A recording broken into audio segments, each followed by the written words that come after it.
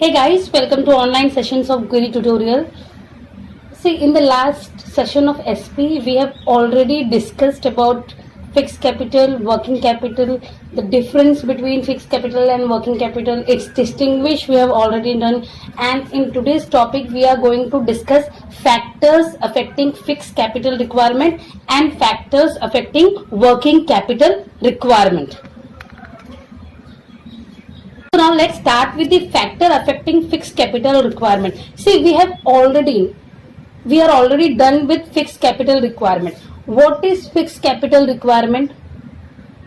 The amount, the capital which is required to invest to purchase in fixed asset, that is known as fixed capital.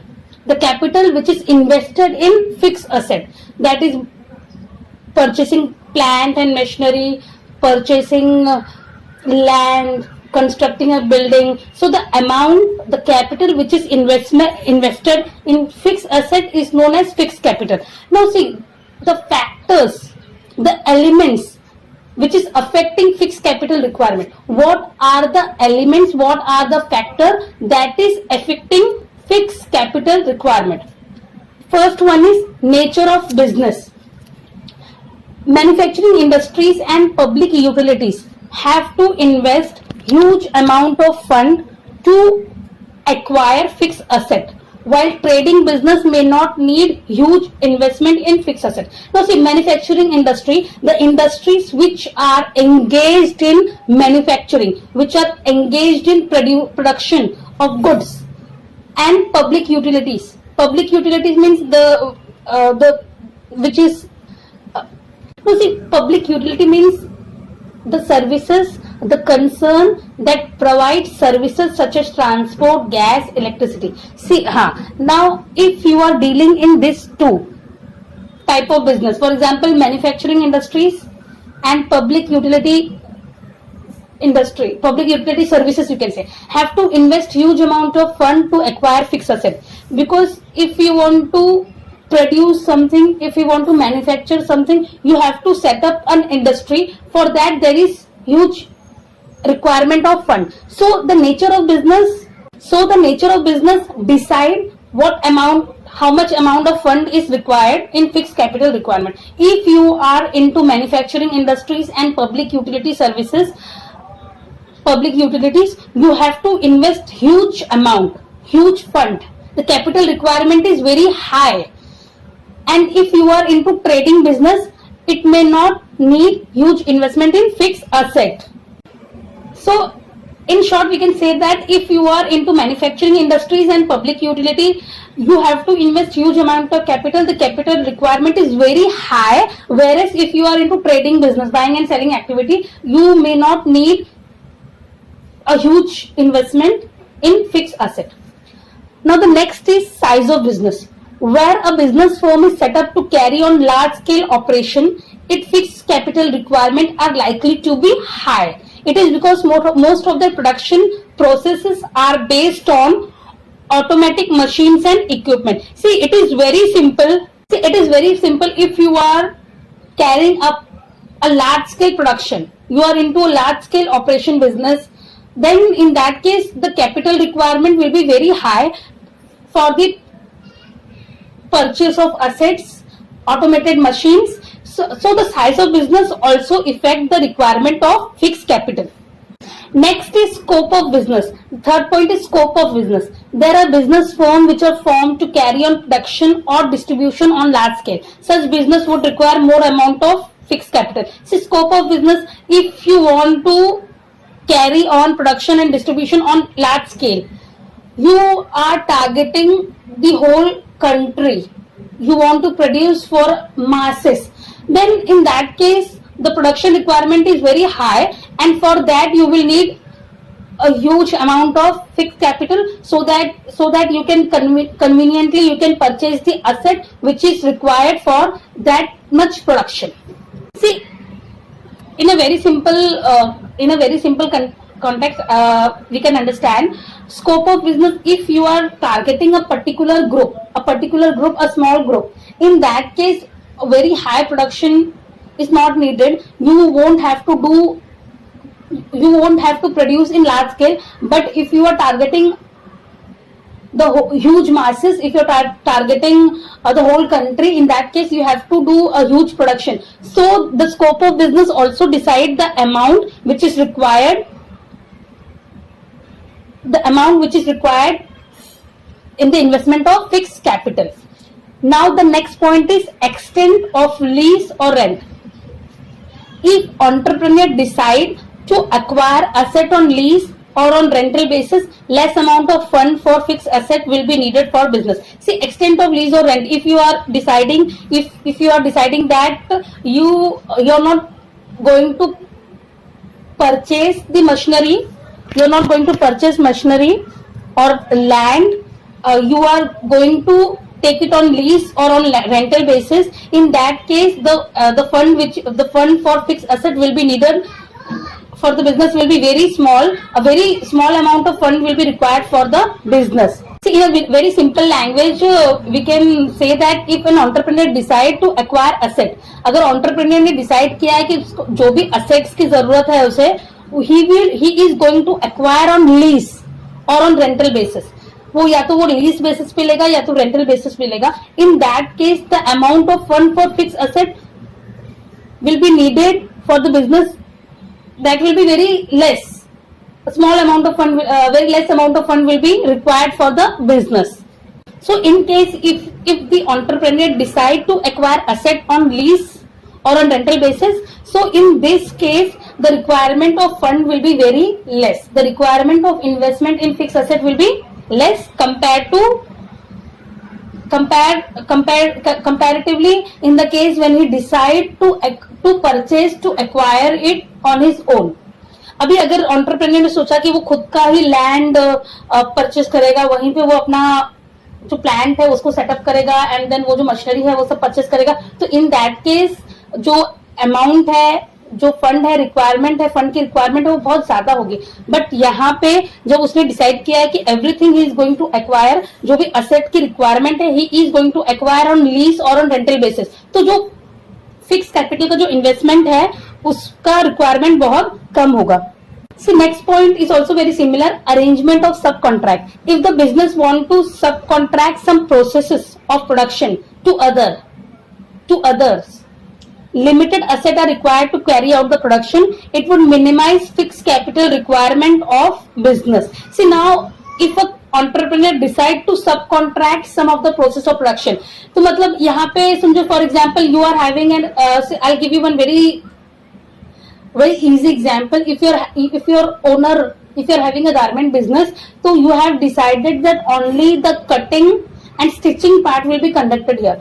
सिर्फ आपकी company में cutting और stitching होगा, और वो जो बाकी का जो प्रोसेस होता है, मतलब जो बाकी का आयनिंग होता है एंड जो कलरिंग होता है, एंड उसके लिए you are going to give it on subcontract. आप किसी उसको कॉन्ट्रैक्ट बेसिस पे आप दे दोगे. तो यहाँ पे कैसा है कि आप you are going to carry only 2 activity, the other activities are to be carried by someone else. So in this case, the asset requirement, the investment requirement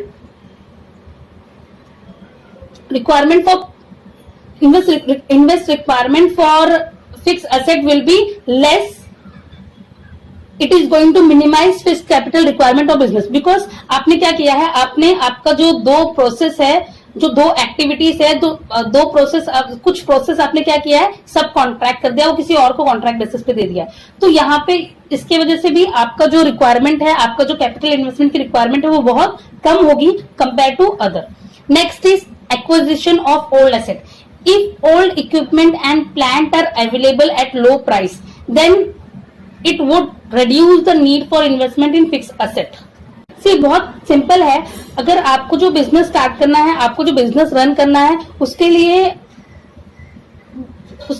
old equipments, old machineries and plants are available at low price. उसके लिए आपको जो machinery है वो भी कम price में मिल रहा है. जो प्लांट है, मतलब जो आप प्लांट सेटअप करना, मतलब वो जो मैन्युफैक्चरिंग जो यूनिट सेटअप करना है, वो भी if it is available at low price, then it would reduce the need for investment in fixed asset. तो उसकी वजह से जो रिक्वायरमेंट है, investment requirement in fixed asset, it will get reduced, वो बहुत कम हो जाएगा. So till now we have discussed 5 points. First one is nature of business. The nature of business is the major factor which decide the investment in fixed asset. अगर आपका जो business है, if you are into manufacturing industry and public utility, you have to invest huge amount of fund to acquire fixed asset. तो in that case आपका fixed capital requirement बहुत ज्यादा होगा. Next है size of business. अगर आपके business का जो साइज है अगर वो बड़ा है, if your business is on large scale, तो वहां भी कैपिटल की रिक्वायरमेंट ज्यादा ही होगी. नेक्स्ट है scope of business. There are business form which are form to carry on production और डिस्ट्रीब्यूशन ऑन लार्ज स्केल. अगर आपका स्कोप ऑफ बिजनेस है, आप लार्ज स्केल पे आप प्रोडक्शन एंड डिस्ट्रीब्यूशन करना चाहते हो, तो फिक्स कैपिटल की रिक्वायरमेंट बढ़ जाएगी. Next is extent of lease और rent. If you have decided being an entrepreneur, आपने डिसाइड किया है कि जो भी एसेट्स रिक्वायर है आपको प्रोडक्शन के लिए, तो you are going to acquire it on lease और रेंटल बेसिस. आप उसको लीज बेसिस पे या रेंटल बेसिस पे आप लेने वाले हो, तो यहाँ भी आपका जो रिक्वायरमेंट है, फिक्स कैपिटल रिक्वायरमेंट है, वो कम होगा. नेक्स्ट है अरेंजमेंट ऑफ सब कॉन्ट्रैक्ट. सी ये पॉइंट में ऐसा है कि अगर आपने आपका कुछ प्रोसेस ऑफ प्रोडक्शन है, प्रोसेस ऑफ प्रोडक्शन आपने कॉन्ट्रैक्चुअल बेसिस पे आपने किसी और को दे दिया है, तो यहाँ भी जो आपका जो असेट रिक्वायरमेंट है वो बहुत कम होगा. तो इसकी वजह से जो कैपिटल में, फिक्स कैपिटल में जो इन्वेस्टमेंट है वो भी कम होगा. नेक्स्ट है एक्विजिशन ऑफ ओल्ड एसेट. अगर जो असेट आपको रिक्वायर्ड है for production and distribution, the asset which is required in your unit, you are getting it at a very low price. आपको सेकेंड हैंडेड लो प्राइस में वो मिल रहा है, तो it would reduce the need for investment in fix asset. तो उसकी वजह से आपका जो इन्वेस्टमेंट है फिक्स एसेट में वो कम हो जाएगा. Next point is acquisition of asset on concessional rate. With a view to foster industrial growth at regional level, the government may provide land and building materials at concessional rate. Abhi, with a view to foster industrial growth at regional level. See, government, state government, and they are having a thought. They want that industry should be started in that regional area. They want that new industry should be set up, so that will create employment, and that will help in that is going to help in the regional development. So in this case, government provide land and building material at concessional rate to the entrepreneur. यहाँ पे government जो है वो जो land and building है, materials है, जो भी रिक्वायर्ड है ऐसे इंडस्ट्री को सेटअप करने के लिए, वो the government provide it at very concessional rate, eight a very easy rate. तो इन दैट केस ऑल्सो आपको जो फिक्स कैपिटल की रिक्वायरमेंट है वो कम हो जाएगी, बिकॉज आपको जो चीजें आपको रिक्वायर्ड है, everything you are getting at concessional rate. आपको सब कंसेशनल रेट पे मिल रहा है. Now next point is international condition. This factor is very significant, particularly in large organisations carrying business at on international level. For example, company expecting war may decide to invest large fund to expand fixed asset before there is shortage of material. See, international condition अगर समझो for example जो conditions है it is not favorable at all, condition favorable नहीं है, तो as a entrepreneur आप ऐसे सोच सकते हो कि आप चीजों को स्टॉक करके रखो ताकि आपको आगे जाके वो चीजों की शॉर्टेज ना हो. तो अगर आप ऐसे सोचोगे तो जो रिक्वायरमेंट है, फिक्स कैपिटल की रिक्वायरमेंट है, वो बहुत ज्यादा बढ़ जाएगी. फिक्स कैपिटल में आपको ज्यादा पैसा इन्वेस्ट करना पड़ेगा. Next is trend in economy. If the future of company is anticipated to be bright, it give green signal to business entrepreneur to carry out all sort of expansion of business firm. In that case, large amount of fund are invested in fixed asset so as to reap the benefit in future. Trend in economy. If the future of the company is anticipated to be bright, अगर entrepreneur को ऐसे लगता है by studying the market condition, by studying the environment, that the future of the company is bright, that company is going to make heavy profit in future. Company का जो future है वो बहुत ब्राइट है, कंपनी बहुत ज्यादा earn करने वाली है इन नियर फ्यूचर. तो यहाँ पे जो एंटरप्रेन्योर है वो रेडिली वो क्या करेगा, एक्सपेंशन, अपने बिजनेस को एक्सपैंड करने में वो इन्वेस्ट करेगा. तो in that case large amount of fund are invested in fix asset so as to reap the benefit in future.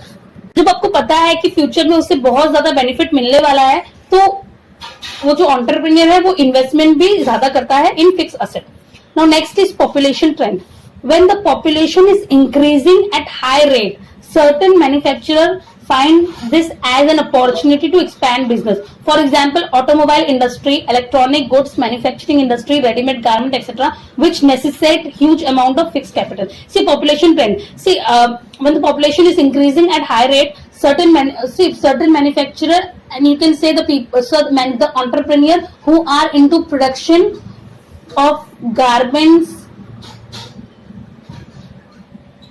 automobile industry, ready manufacturing industry, they take it as an opportunity, so that they take it as an opportunity to earn more profit. So they expand, they increase their production activity, and in this case they have to invest huge amount in fixed asset.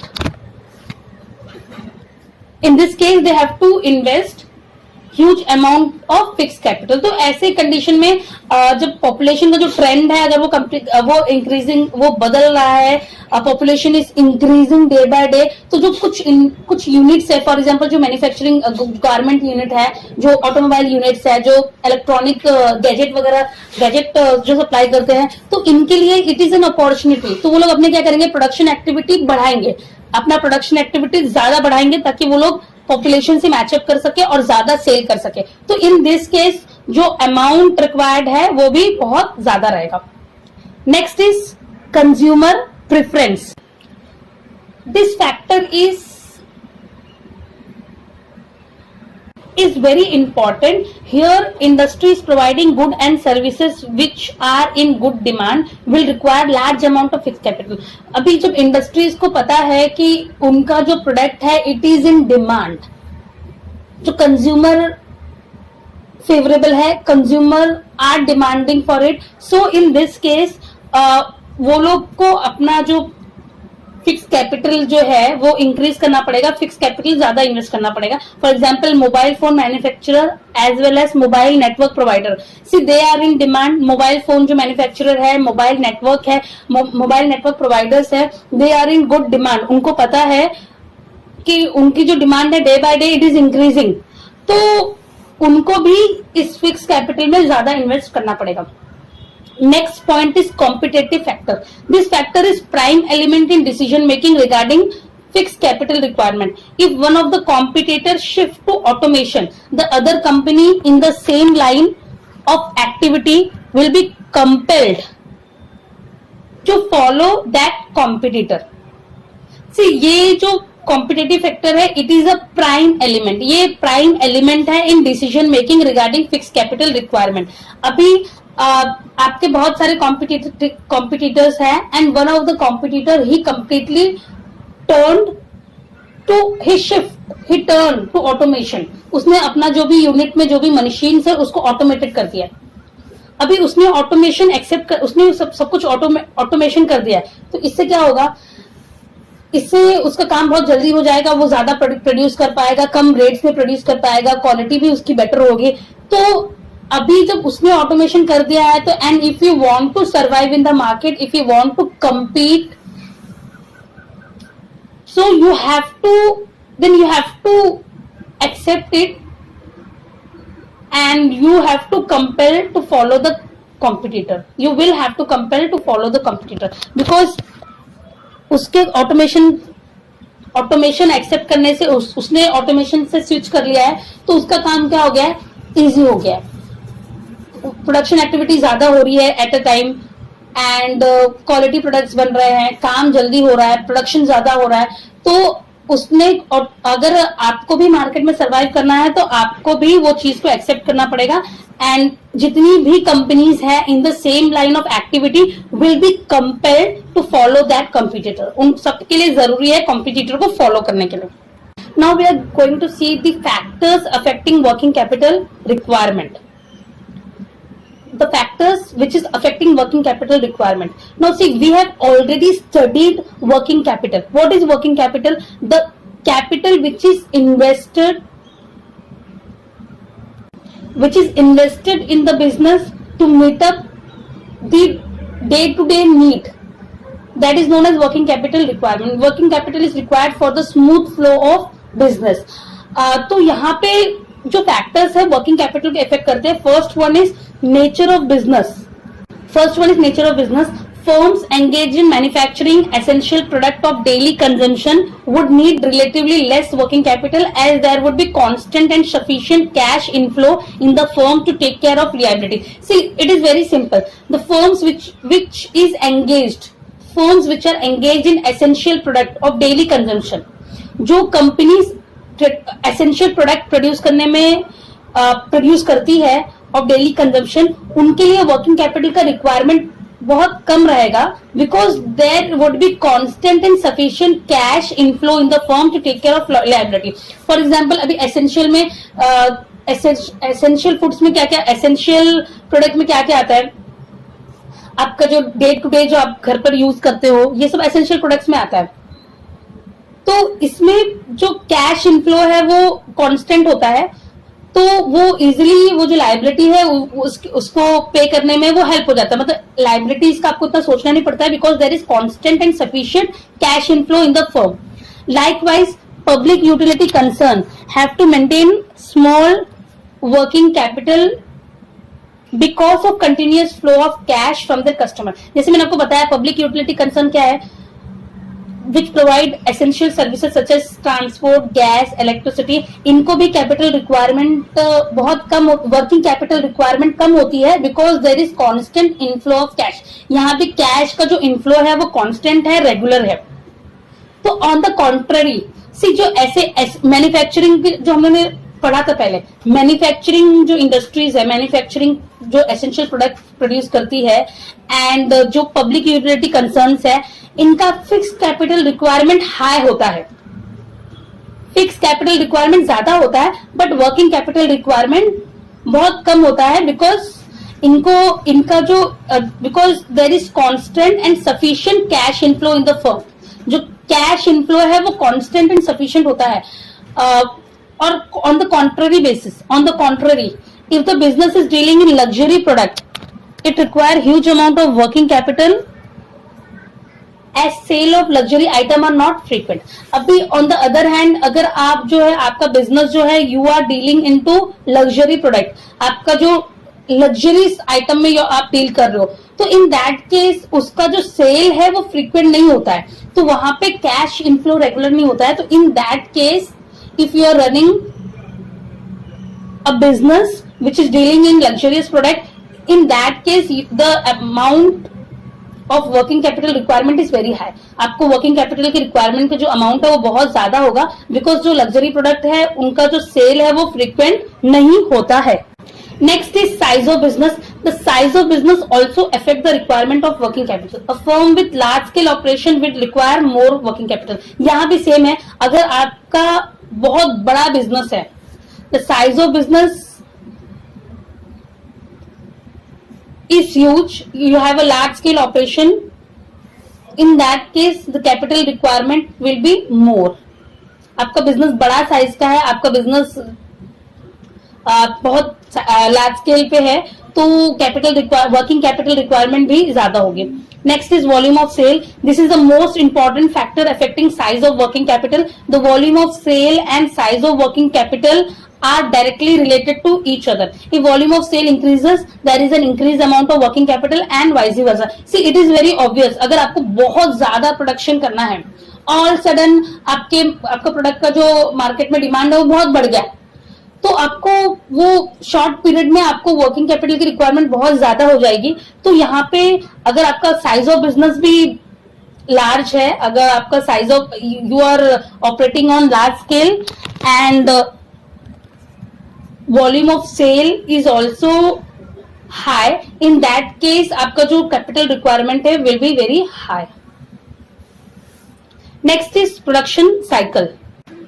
Production cycle. The process of converting raw material into finished good is called production cycle.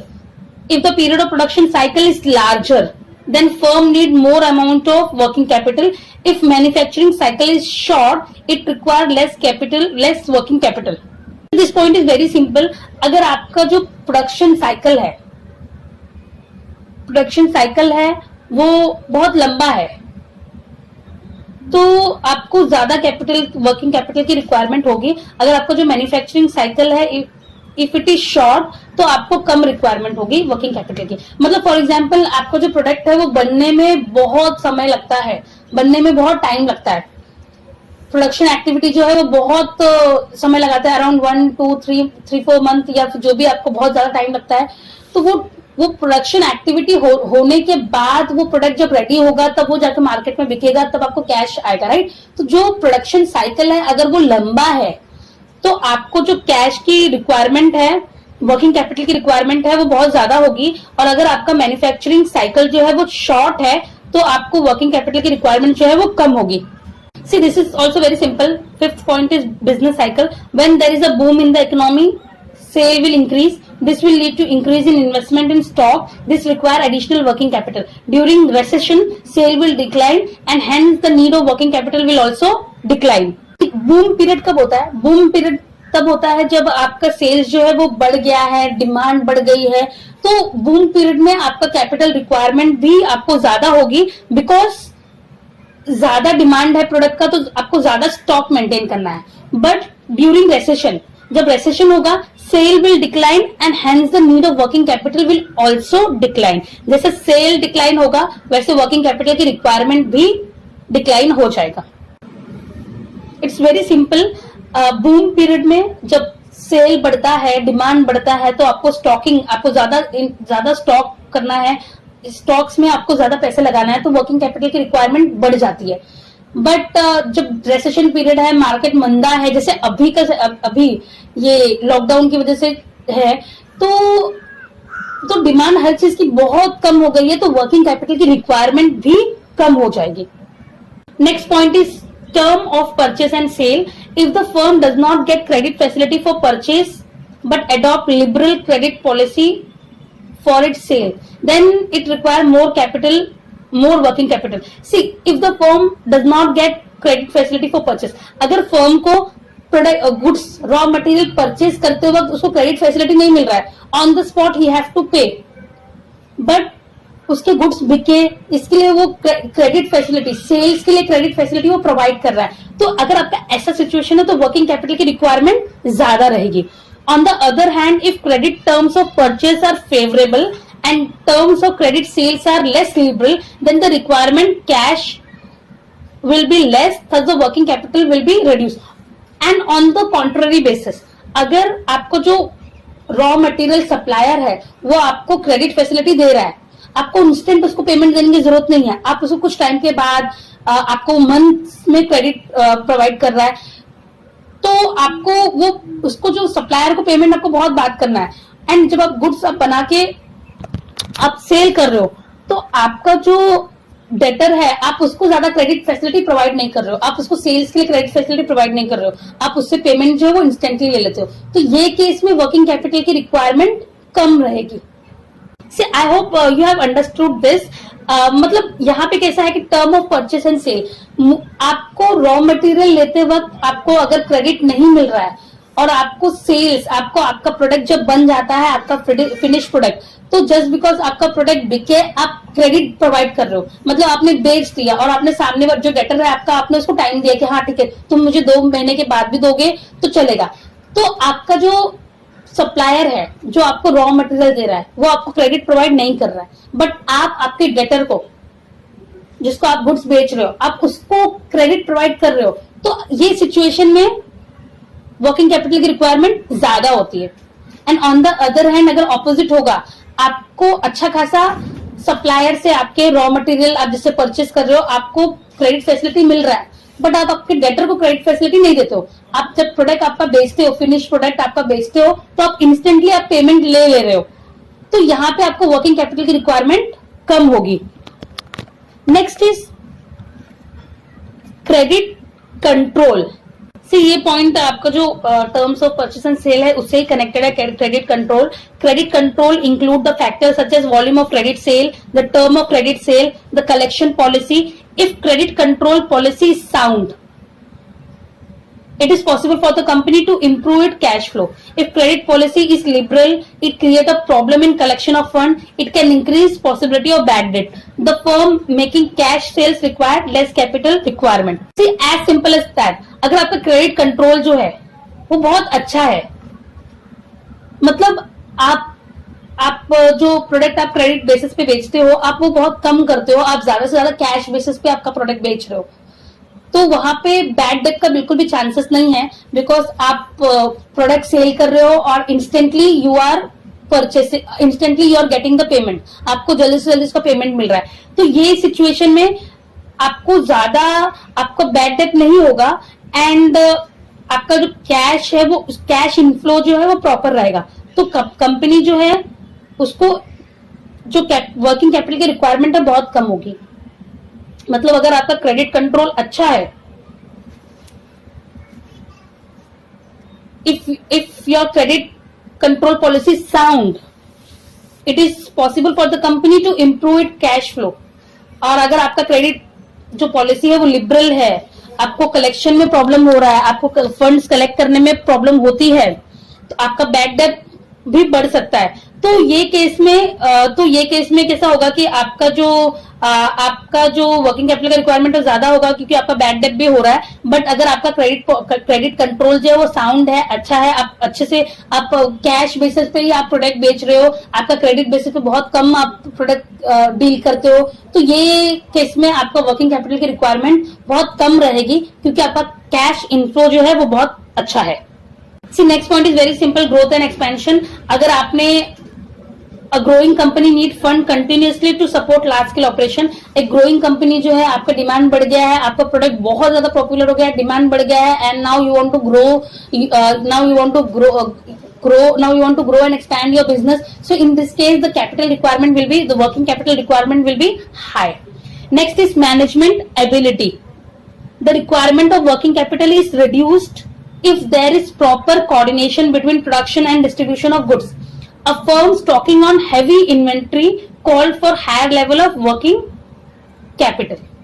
अगर आपकी company में जो managerial ability है, अगर आपकी company में जो management है वो बहुत अच्छा है, if there is a very good coordination between production and distribution of goods, the requirement of working capital will be reduced. But if your company stocking on heavy inventory, आपको ज्यादा आपको स्टॉक करके आप रख रहे हो, तो उस केस में आपका जो वर्किंग कैपिटल रिक्वायरमेंट है वो बहुत हाई हो जाएगा. मतलब यहाँ पे कैसा है कि मैनेजमेंट एबिलिटी पे डिपेंड करता है. अगर बहुत कोऑर्डिनेशन है प्रोडक्शन एंड डिस्ट्रीब्यूशन एक्टिविटी में, मतलब आप प्रोड्यूस कर रहे हो, आप डिस्ट्रीब्यूट कर रहे हो, आपका जो नेक्स्ट स्टॉक है वो भी डिस्ट्रीब्यूट हो जा रहा है, आपको बहुत ज्यादा स्टॉकिंग नहीं करना पड़ रहा है, तो ये केस में जो कैपिटल रिक्वायरमेंट है, वर्किंग कैपिटल रिक्वायरमेंट है, कम होगी. But if a firm stocking on heavy inventories, अब ज्यादा आप स्टॉक करके रख रहे हो, call for high level of working capital. तो ये केस में, ये सिचुएशन में आपकी जो वर्किंग कैपिटल की रिक्वायरमेंट है वो भी बहुत ज्यादा होगी. Last point is external factor. If financial institute and banks provide fund to the firm as and when required, the need for working capital is reduced. See, here the financial institution and bank also play a very important role. If they provide fund to the firm, if they provide regular funds to the firm, to the companies, so in this case also the need of working capital will be reduced because they are getting regular supply, they are getting regular inflow of cash from the bank and institutions, financial institution. So here in this case also the need for working capital will be reduced. Company को जब भी funds की जरूरत पड़ रही है तो they are getting it from the bank and financial institutions. They are getting it timely when and as required. So in this case also the need for working capital will be reduced. तो ये ऐसा अगर situation होगा, ऐसा condition होगा तो working capital की requirement जो है वो बहुत कम रहेगी. Now we have completed with both the topics in detail. I hope you guys have understood everything. I have tried my best to explain it, to keep my explanation very simple. And with this I end my session. And if you are facing any doubt, if you are having any doubt, you can contact me. Thank you so very much.